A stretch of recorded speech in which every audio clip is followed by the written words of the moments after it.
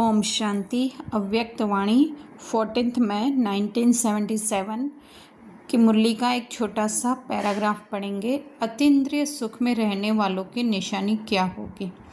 अतीन्द्रिय सुख में रहने वाला कभी अल्पकाल के इंद्रिय के सुख की तरफ आकर्षित नहीं होगा। जैसे कोई साहूकार रास्ते चलते हुए कोई चीज़ पर आकर्षित नहीं होगा क्योंकि वह संपन्न है, भरपूर है। इसी रीति से अतीन्द्रिय सुख में रहने वाला इंद्रियों के सुख को ऐसे मानेगा जैसे जहर के समान है। तो जहर की तरफ आकर्षित होते हैं क्या, बाबा पूछ रहे हैं। ऐसे इंद्रियों के सुख से सदा परे रहेंगे। मेहनत नहीं करनी पड़ेगी, लेकिन नॉलेजफुल होने के कारण उसके सामने वह तुच्छ दिखाई देगा।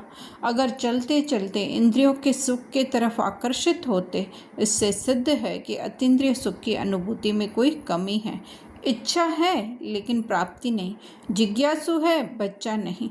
बच्चा अर्थात अधिकारी, जिज्ञासु अर्थात इच्छा रखने वाले।